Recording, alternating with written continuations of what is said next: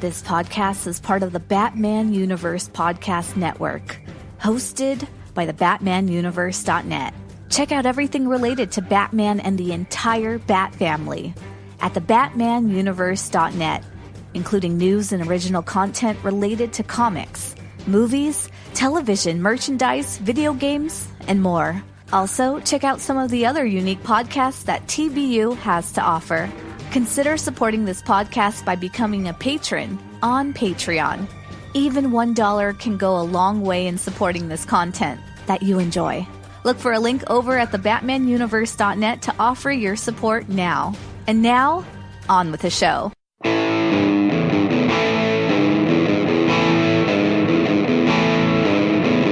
Shopping in the LCS for bad books, baby, yeah. What do you think I saw? 1,000 trades can't tell good ones from bad. Someone, please, would you help? Help me learn the score. And you know how it is. So I went to download bad books for beginners, where the cool kids go now. Chris and Gerry make good books mine.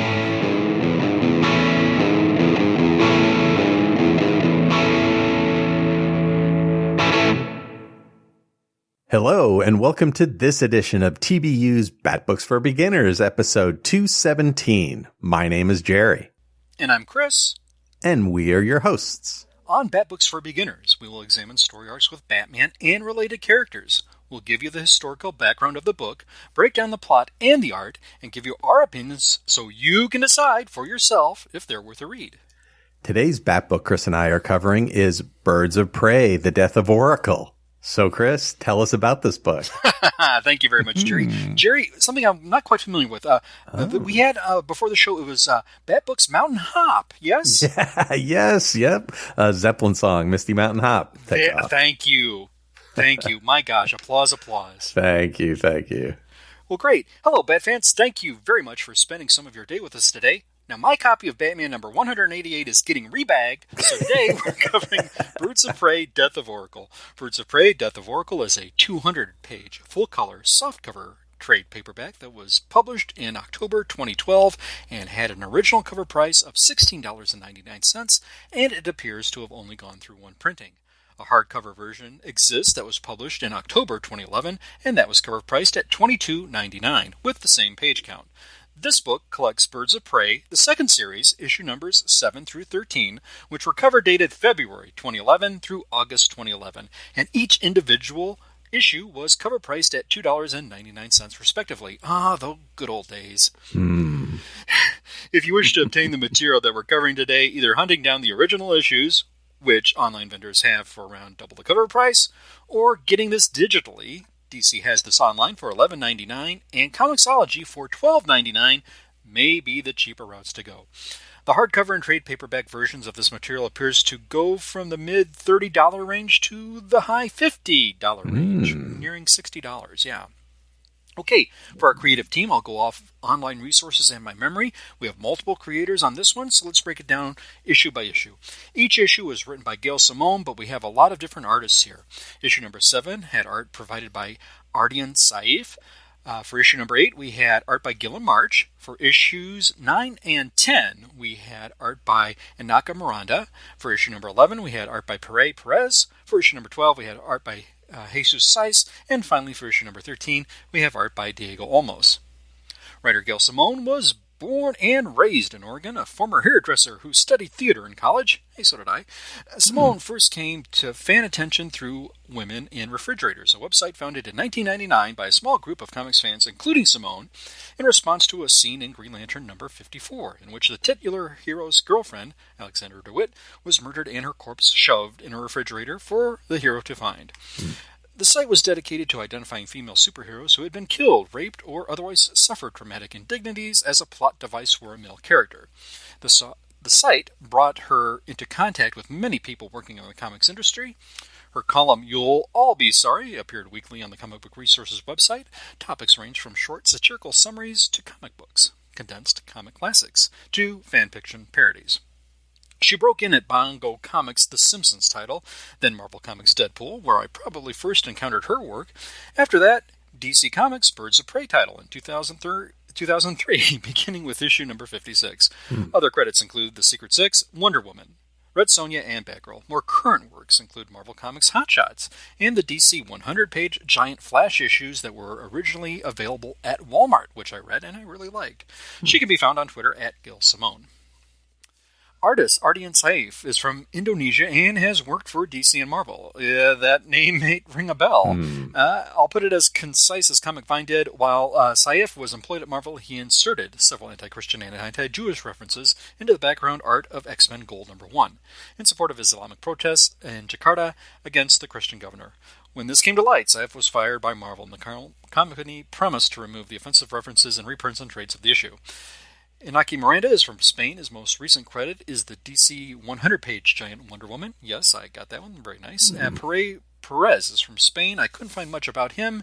His most recent credit is Marvel Comics number 1001 and Valiant Comics Archer Armstrong. Jesus Saiz is also from Spain. Now, I first encountered his work on DC Comics Manhunter title. Now, that's the Kate Spencer version, which I thought was really, really magnificent. He's also done work for DC's New 52 Swamp Thing, Marvel's Doctor Strange, and Star Wars Dr. Alpha, which is a really, really good title, and that's one I enjoy as well. Diego Olmos is also from Spain. Unfortunately, I couldn't really find any credits for him. Now, over on Amazon.com, this has a rating of 4.6 stars out of 5, based on 7 ratings.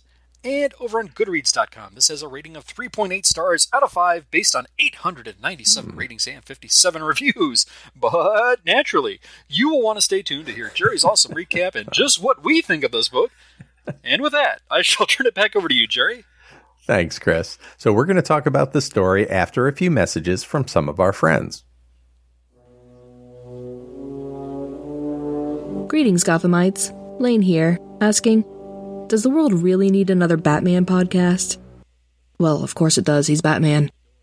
However, rather than tackle Batman in comic books, movies, or television, my podcast, Batman Books, The Dark Knight in Prose, will follow the Caped Crusader via the written word, where the only pictures are those formed in the imagination. Each season, I choose a different book to delve into, and each episode dives deep into a few chapters at a time. So join me as I explore the streets of Gotham between the covers of novels and novelizations in Batman Books, The Dark Knight in Prose.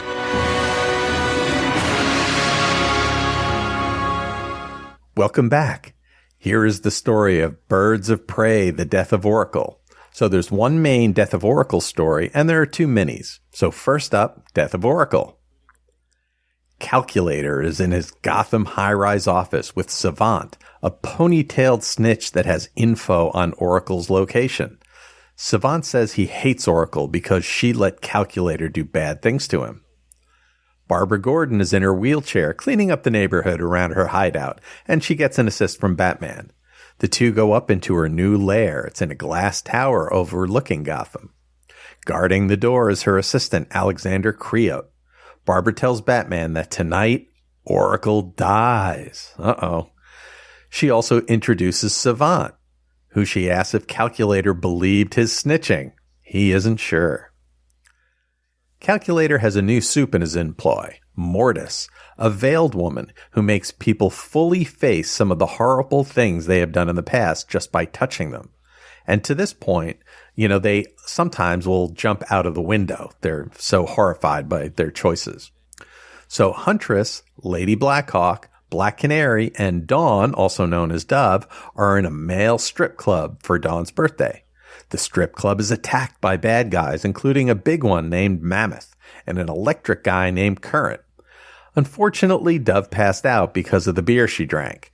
They fight, and Dove eventually comes around. They fight some more, but Mammoth is just too big. And also Mortis shows up and asks which one of them is Oracle. Uh-oh. Dove says that she is Oracle. Calculator wants Oracle because she's infected him with a virus that gives him terrible headaches. He had done terrible things to Barbara, and she deleted his memory of her identity from his mind, which is giving him the headaches. Oracle has comms on the team in the club and trusts them to deal with the problem. Things start going south, and Batman heads out to help. Oracle asks him to take a dive at the end, as she says. At the club, there's much fighting. Batman arrives and helps the birds. They start to do pretty well when Mortis takes off her glove and touches Dinah, who then goes into a trance, experiencing all of the tragic and awful things in her life. So what has started out as Oracle's trap has now turned against the birds. The baddies leave with Dove, Huntress, and Zinda as their prisoners. Batman takes Black Canary back to Oracle's place. Hawk shows up at Oracle's too and is angry that Dawn has been taken hostage. Inside the hallucination, Black Canary is able to overcome the spell she's under. The birds are taken to Calculator and Mortis collapses and twitches terribly. Calculator realizes that Dinah must have broken out of the spell. Calculator goes to kill Zinda and Dove transforms and breaks out of the cuffs and kicks some Calculator butt. She beats up some baddies, but Calculator puts a gun to Zinda's head and tells her to stop. A helicopter appears overhead and Oracle's voice tells them to leave the birds alone and then opens fire. Calculator, Current, and some of their guys cower behind a van. Current blasts the helicopter with electricity and it blows up. Calculator declares his headache is gone and Oracle must be dead. So there's more fighting, but the cuffed birds are no match for the baddies. Though Calculator does get bloodied, and he's kind of a whiny baby about it, which makes his guys think a lot less of him. He is pretty useless out in the field, and his attempts to assert his authority make him look small.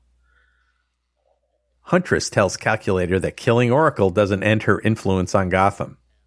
He has now angered all the meta-heroes, including Superman. Great. Calculator realizes that he can't let any of them live to tell what happened. Huntress taunts him and asks him if he even has the guts to shoot her in the back. Calculator's guys snicker, and he fires kind of a photon torpedo out of his gun, but Dove leaps in front of the blasts, and she's down. Mortis begins to come out of her trance. She says, "They have to run." Good advice. Black Canary shows up and socks Calculator in the mouth. There is fighting. And Canary uses her newly found JLA skills to lay down a beating on the baddies. Hawk arrives and fights Mammoth. Things are going badly, so Calculator gets Current to get him out of there. They leave in a van, but Huntress and Zinda jump on the back. The birds handle the rest of the guys with an assist from Batman. Turns out Barbara wasn't really flying the helicopter, Hawk was, and he survived the blast. Now everyone thinks Oracle is dead. Oracle stops helping good guys all across the world to continue the charade. She delegates her old tasks to others. She believes Oracle is more effective in the shadows. Huntress and Zinda get Current to stop the van and get Calculator in the back. Huntress tells him that he will be hunted by all of her allies. They let him go, so he will tell everyone he killed Oracle. Catwoman finds Huntress and Black Canary on a rooftop and asks if Oracle is really dead. They say yes. Selina says they are terrible liars and takes off into the night. So the next story is Which Reason Knows Not Of. There's a heist of some Egyptian artifacts from a museum, and the 4 robbers went in separate directions and one took a hostage. The hostage volunteered. She is Mimi Ardrayan, an assistant curator for the exhibit. Mimi has asthma and sinusitis and needs her inhaler, so she might die. Huntress chases one of the baddies down and gets an assist from her old beau Catman, also known as Thomas Blake. Now, for those of you who don't know, Catman is kind of like Dick Grayson level hot at this point. He used to be heavy set, but he trimmed down and he looks pretty hot. So Catman is a pretty vicious with this guy, and they try to get info on who planned the heist, but the guy doesn't know. He says he got the job from his old cellmate, Ricky Lowlife. So Huntress and Catman kiss, and Catman gets slapped for his trouble. Huntress asks him why he's around, and he says he wanted to see her. She tells him that if he wants to hang around, he should be useful and help her find the other 3 robbers. He does, and no one can track like Catman. They find Ricky Lowlife's apartment. He's holed up with his pregnant girlfriend. There's fighting, and Ricky doesn't seem to care too much about his girl's safety as it pertains to bullets. Also, Catman punches her in the face, knocking her out. Huntress hits him in the shoulder with a crossbow bolt. Ricky doesn't know the leader of the gang, but one of the other robbers is his cousin, Marky. So now they go looking for Marky. Catman uses his sick tracking skills to find his hiding place. They find Marky in an abandoned factory. The hostage is there and alive, and when she wakes up, she thinks Catman is one of the baddies. Huntress puts the crossbow to Catman's head. She realizes that he is the one in charge of the heist. When the hostage saw his green eyes, she recognized him. Huntress lets him go, but wants the loot. Catman says that when his son was kidnapped, something broke inside of him. He asks for help, but she refuses. Catman goes back to his place, and Deadshot tells him that he should have brought her candy and roses. And the final story. Huntress and the Question, Renee Montoya, head into the Gotham sewers to stop a drug for weapons buy. There are cops involved, so Renee is particularly angry. Zinda goes to an office building to meet with a Mr. Tripe, who has some bad ladies as bodyguards. With Zinda is Dawn Granger, also known as Dove, Black Canary, also known as Dinah Lance, and as the driver, Hank Hall, also known as Hawk. Alone in the elevator with an aged Tripe, Zinda kisses him and tells him she's being blackmailed. She was an escort before she married her rich husband, and someone knows. Could he make the blackmailer disappear? Now, this is just her story as she's trying to get into the building. Now, while this is going on, the ladies of the crew head down into a labyrinth of elevator shafts, while Hank stays behind and flirts with the secretaries. Huntress and the Question arrive at the drug and weapons buy. They fight the dirty cops. The Question gets shot and falls into the gross sewer water. Don't float away, Renee. Huntress lays a beating on the killers, but luckily Renee is okay. The dirty cops say they want to be killed. Back in the elevator, Tripe refuses Zinda's advances. He is dying. Tripe's two bad ladies put guns to the head of Hank the chauffeur and ask where his friends are. Black Canary and Dove make it to the basement. It is an empty, freaky place with a trunk in the middle of it. They go to investigate the trunk. Tripe tells Zinda who his boss is. The dirty cop tells Huntress and the Question who is behind their crimes. In the basement, the trunk opens. It is Alexa Deborah Merkel, daughter of Ragdoll, known as Junior, and she is a bad lady. Junior had captured Catman and totally freaked him out in the past. Junior had brutally run a West Coast syndicate and is freaky dangerous. Huntress and the Question realize the trouble that Black Canary and Dove are in and head to their assistance. Junior emerges from the trunk. She's hooded and has scissors as weapons. Her fighting style is so strange that Canary and Dove have a lot of trouble with her, and Dove gets a scissor in her back. Back in the elevator, Tripe wasn't fooled by Zinda's scam. He slaps her. What is she looking for? He gives the order to kill the chauffeur. Hank hawks up, but the floor is wired for electricity and he gets shocked. Luckily, that only makes him mad. Dinah hits Junior with a canary cry, which buys her some time to get the wounded Dove out of the basement. Oracle calls Catman and tells him that Junior is on the loose and she needs info about her.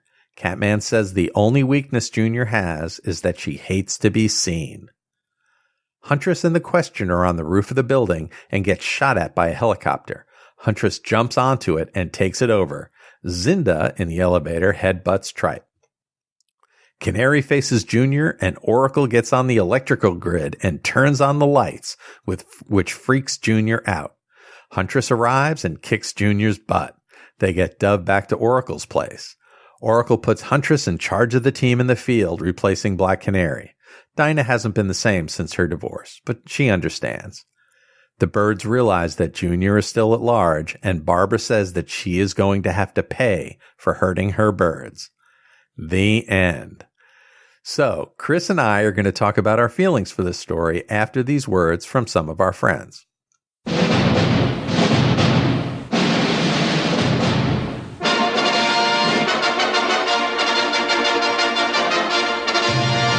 Hello.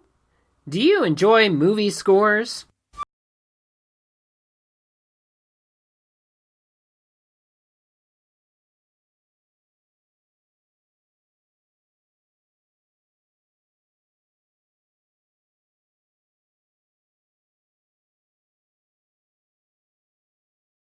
Do you like science fiction?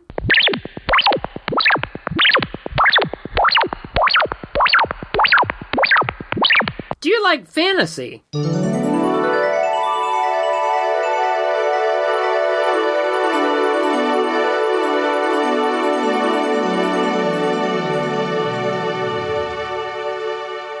And do you like movies? Everything's under control. Situation normal. What happened? Had a slight weapons malfunction, but everything's perfectly all right now. We're fine. We're all fine here now. Thank you. How are you? Well, I have a podcast for you. Soundtrack Alley. It's a podcast where I take you on a journey through the time of my childhood and beyond to give you a glimpse into the world of movies, science fiction, fantasy, and other films that touch me on a personal level. You'll also enjoy interviews from film composers from famous movies from the past or even current times. Enjoy the interaction I have with guests on my show every so often, and check out other shows that share and guest spots. So sit back, relax, and let the soundtrack world wash over you, and check out Soundtrack Alley. You'll love it.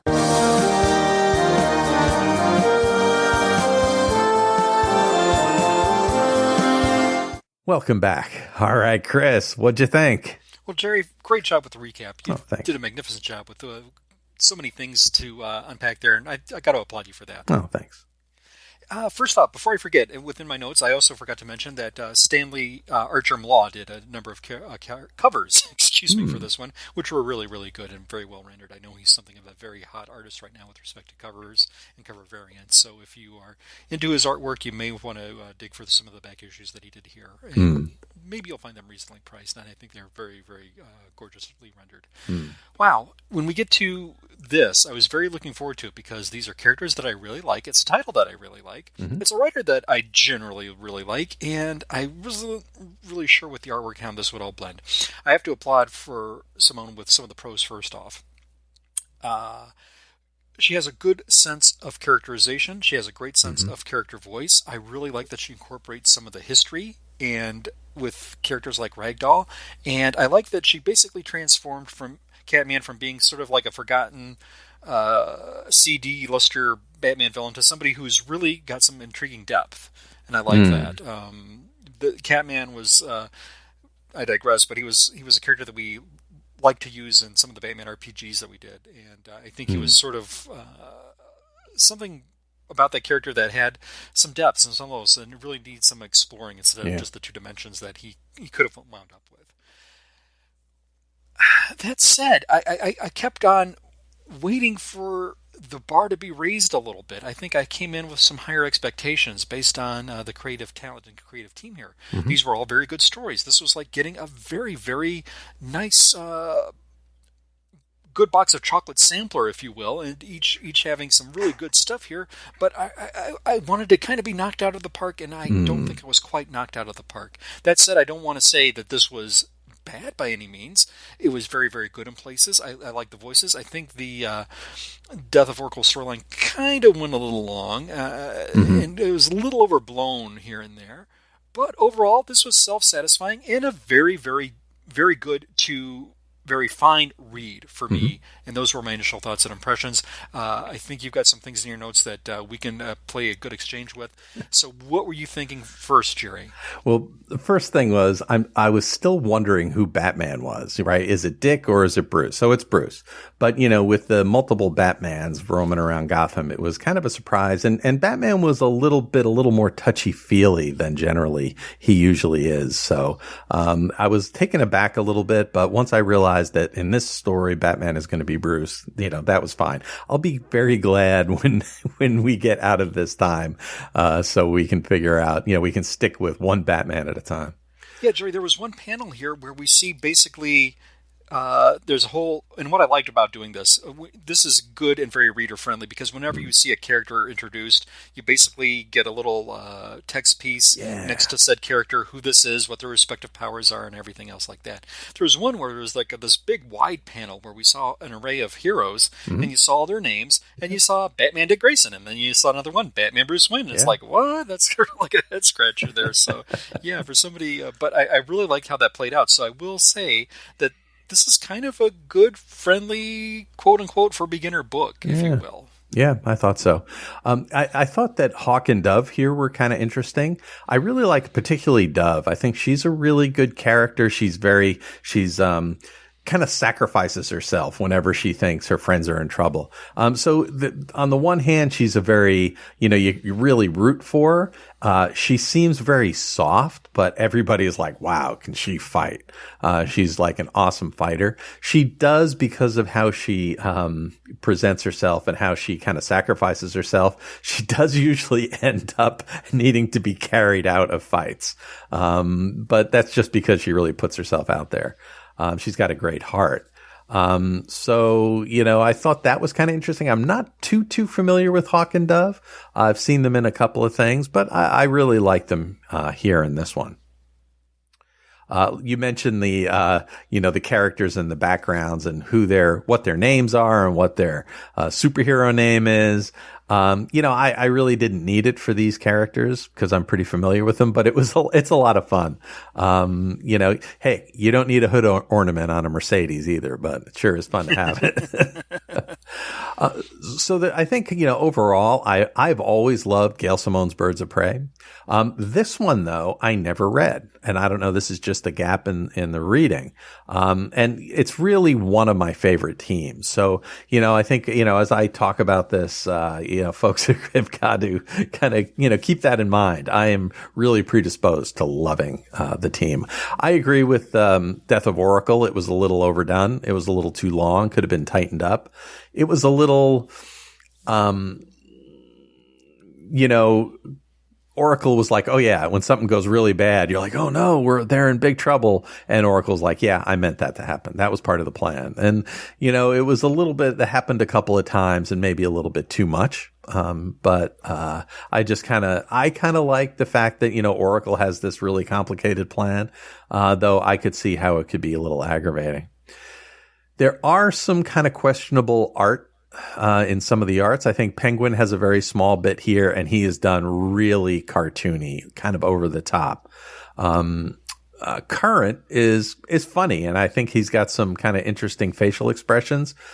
He makes these off the cut comments, which is humorous, and he's got a red onesie super suit, so he looks kind of interesting. And there was also a little bit of a reference to Identity Crisis. So, what Barbara did to Calculator was similar to what happened in Identity Crisis. And, it didn't turn out too well there, did it, Chris? No, and that's a good call, Jerry, because, there were numerous call-outs in this, and I have to, again, applaud Simone with her history. Yeah. There was also one where Dinah's having the flashbacks. We see the horrific scene from the Mike Grohl book, The Longbow Hunters, where she was brutally attacked. And just the way it was sort of rendered, this was a touch point. You knew if Dinah's going to be put through this trauma, just what is going to be depicted here.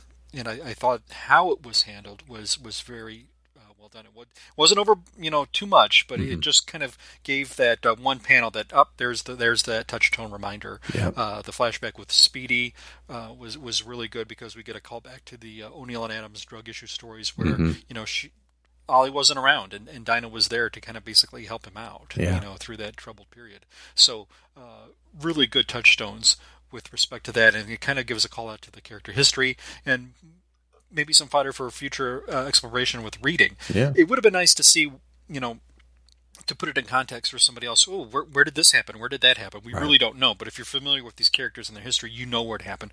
For a beginner and a newbie, they might not be familiar with, but hopefully they could figure that out. Yeah, and I don't think it would have, it wouldn't have interfered with their enjoyment of the story. Agreed. So I think it was done really well.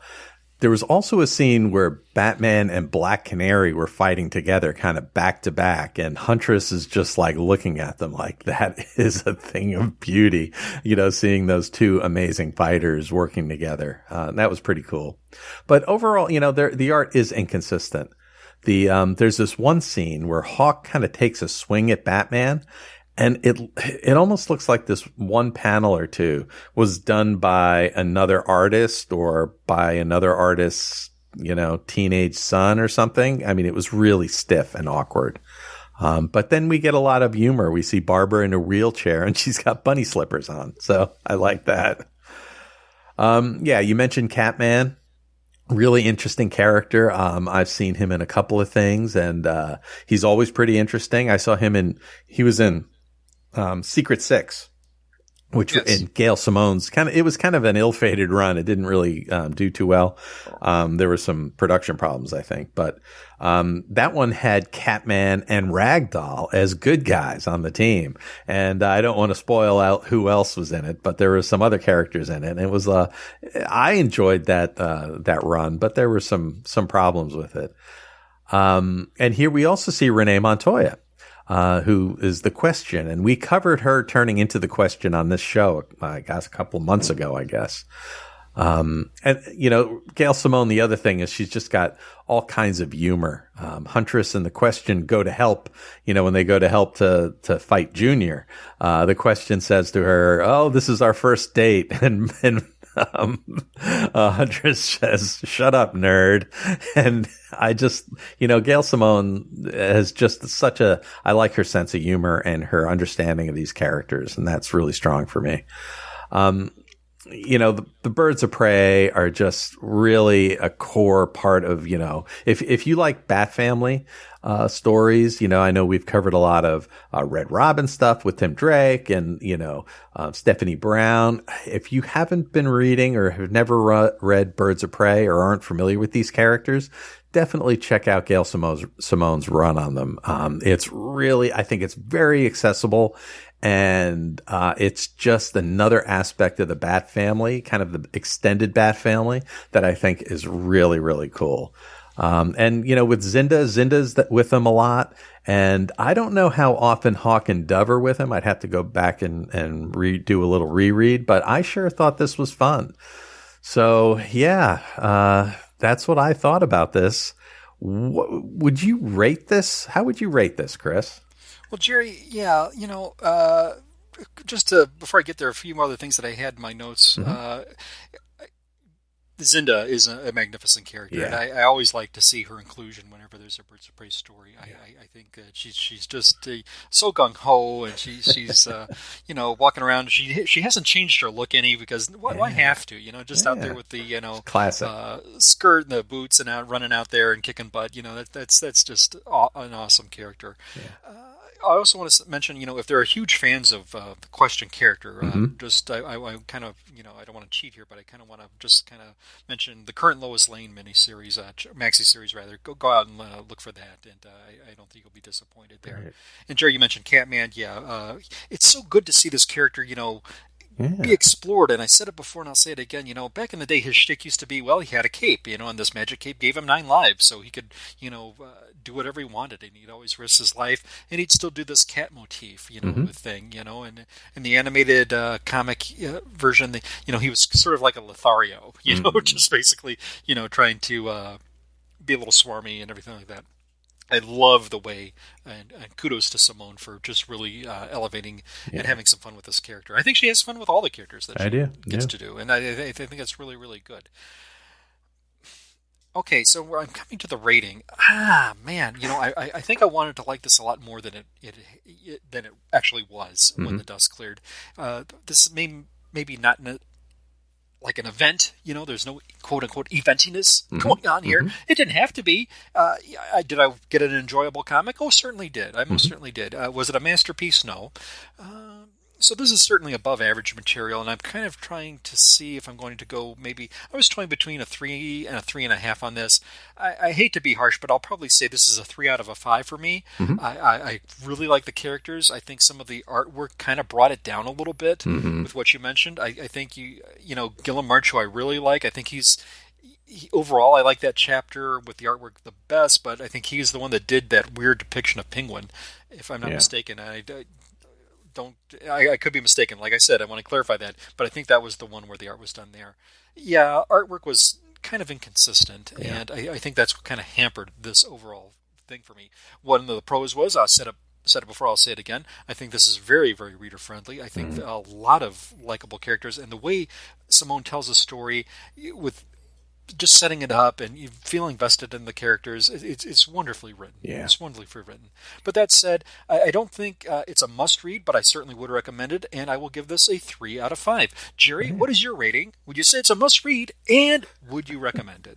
So I'm going to come in at a 4.0 on this. So I love the Birds of Prey. This is like written for me. It would be higher, but the art issues were a little bit much, and the the Oracle saying, I meant that to happen. That's all part of the plan. That was a little touchy, but otherwise it would have been higher. But this was a very enjoyable read for me. I would, is it a must read? It depends how you kind of, define that. I don't think anything happens here that is, crucial to your understanding about the Bat family. But, if you're a new, Bat fan, new to Bat books, I think that any of these Gail Simone Birds of Prey stories, are pretty accessible. I think they fill out, if you're not simply looking at it for fighting, if you're really looking for a little bit of drama, some interpersonal relationship building, I think, definitely, take a look at Gail Simone's Birds of Prey. This is really good stuff. It definitely will expand your understanding of the Bat family and the Bat world. I really like Batman in here too. So, I had a whole lot of fun with the story. So 4.0. And I would say, read it, and I would definitely recommend it. Good deal. Yeah. Well, that's all we have on this story. So we just wanted to mention a couple of things. Now, Chris, you do some other things outside of this. You can find you on Twitter at BTO and Batbooks. And you're also reviewing Batman Adventures and doing a shipper spotlight on Batgirl to Oracle. Tell us a little bit about that. Thanks so much, Jerry. Yeah, I'm on the Batgirl to Oracle podcast. Stella, who hosts the show, has done my segment, Chris's Cornucopia of Curiosities, and I'm looking at that Batman Adventures comic book title from the mid-1990s, which was based on the animated series of the same time. Having a lot of fun with that. I also have a segment within a segment called Night Watch. That's where I look at the current title, Nightwing, and I look at it from a shipper's perspective. Having a lot of fun with it, and it's been a blast. And just to sort of give a tease, Stella has an anniversary show coming up next month, so be sure to check it out. More details will be coming on social media, and it's going to be a big, big spectacular. The episode for November has already dropped, but got some big plans for the next episode of Batgirl to Oracle. Be sure to check it out. Thank you for the plug, Jerry. Jerry, I know you can be found at Professor Frenzy on Twitter, but you do a few more things too. There's another podcast you can be heard on that I do with you, and another one where you have an awesome segment covering some EC horror comics that I really have to commend you for, because that is like almost the pinnacle of horror. That is almost like the Cadillac, the beginning of really good horror comics. You look at EC, and if you want to talk about some nice a look at history, some classic artists from comic book legends that were working on this title back then, and I commend you, sir, for covering this. Thank you. Jerry, please, the floor is yours. Please talk about where the listeners can find you on Twitter and what other projects that you have going on. Sure. You can find me on Twitter at Professor Frenzy. And as you mentioned, Chris and I are on the Professor Frenzy Show, and it's a podcast that we do on indie comics. So that comes out every week, every Wednesday. We're also producing another show called Memory Minute Monday, where we talk about nostalgic events from our past. And we have another show called Frenzy Piece Theater, where we cover a classic indie comic arc, and that drops on Sundays. Now, you mentioned the EC horror comic thing that I do for Monster Kid Radio, which if you're a classic old-fashioned, Universal Hammer style horror movies, check out that podcast, Monster Kid Radio. And on that, I have a segment called Professor Frenzy's Bedtime Stories, and I cover one classic EC horror story. So not the whole issue, just one story from the issue. And we are now going to be putting that out on our main feed, and that's going to drop on Friday. So go out to search for Professor Frenzy, and on Fridays you can see the EC horror comics, Professor Frenzy's Bedtime Stories. So check all our shows out. Just do an iTunes search for the Professor Frenzy Show, and yeah, we're having a lot of fun over there doing that stuff. Oh, absolutely. Hey, Gerry, we got some comments on our last episode. Great. That was the one where we talked about Azrael, Gotham Shall Be Judged. First up, we heard from our good friend Green Lantern HG on Twitter at Green Lantern HG, and he said, "Great episode, guys. This one I've never heard of. I haven't read every Bat title out there, but I'm familiar with a lot of them. But this one completely surprised me. Let the search begin." Thumbs up. Good luck. I think this one surprised us too, Gerry. Yeah, it sure did. I love that book. Yeah, it was a great book. Yeah. We also heard from our good friend and frequent commenter, and we can't thank him enough for chiming in as well. We heard from Ian on Twitter at IBM Miller, and he said, "You surprise me!" ! I shall have to track down these issues, though it'll be very tricky, as Azrael at least is still not available on Comixology or DC Universe. Very odd. Thanks so much, Ian, for letting us know, and very odd indeed. Yeah, considering the plethora of material that's out there. But yeah, I think you'd be surprised, with how good these are. Yeah, I was really taken aback, and I'm not an Azrael fan, but that was a great trade. Same here. When we covered, yeah, absolutely. We also had some likes and retweets on our past episode. We heard from our good buddy Clinton. Nice. You can find Clinton at Coffee and Comics, and that's on Twitter at Coffee Comics BLG. Also want to plug his new show. He's got one there, and it's called Fan Film Fridays Podcast. And Gerry, you were the first guest. For the first episode, we heard from our good buddy Sean on the second, and it's really a fine show. And boy, I think he's, I kind of did a cursory look for fan films, and boy, I almost went down a rabbit hole just to see the Batman fan films alone. Holy cow, I just kind of was like, oh my gosh, I'm going to have to invest some time with that. Thankfully, there's a friend in Clinton that can direct us to some of the cream of the crop that's out there. We heard from Relatively Geeky at Relatively_Geek. Thank you so much, Professor Allen. Let's talk about him for a moment. Great podcaster, and he does a range of podcasts, including Short Box Showcase, Quarter Bin Podcast, Comics Reading Journal, and more, including, and when he didn't listen here, the Doomcast. Now, Dr. Doom, at the time of this recording, is the second issue has just dropped this past week, and I'm sure Professor Allen has got some things to say about it. So, shout out to M, and if you want to hear some great podcasts, be sure to check out everything at Relatively Geeky at Relatively_Geek. Again, we heard from Green Lantern HG at Green Lantern HG. Thank you so much. We also heard from our friend Dave Lava Hog at Lava Hog. Now, he's the creator of the podcast called Selling Out Show. Now, that's where him and Nate just talk about some past memories and some current topics. It's always an interesting show. You can find them on Twitter at Selling Out Show. Love that stuff. Thank you so much, Dave. And we heard from a new friend called Diego's from Management, and that's Diego's Inc. Thank you so much. And that's everybody. If I overlooked you, my sincerest and deepest apologies. Let me know on Twitter at BTO and Batbooks, or let Gerry know at Professor Frenzy, and we'll be sure to mention you on our next episode. Thanks, Chris. So we did want to mention to folks that this is episode 217 of Bat Books for Beginners, and we are nearing the end of this. So when this show was originally conceived by the good folks at the BatmanUniverse.net, they were figuring that this show would take us up to Flashpoint, and we are getting close to Flashpoint. So the last episode that Chris and I will be doing Bat Books for Beginners is episode 220, where we'll cover Flashpoint. So we just wanted to let folks know about that we have this episode and 3 more to the end of the show. So this has been so much fun, and we've learned so much, and we've read some great books, haven't we, Chris? We've read some great books. We've met some great friends, and we sure it's been have. a magnificent ride, and it's gone by really, really fast. Yeah, it sure has.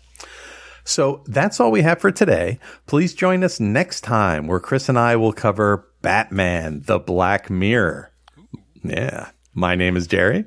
And I'm Chris. And thank you for listening to Bat Books for Beginners.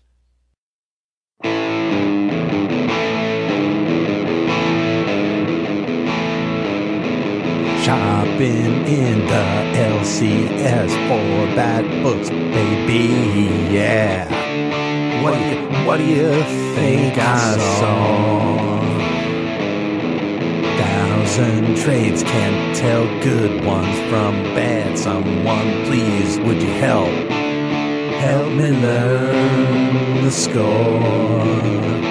And you know how it is, so I went to download bad books for beginners, where the cool kids go now.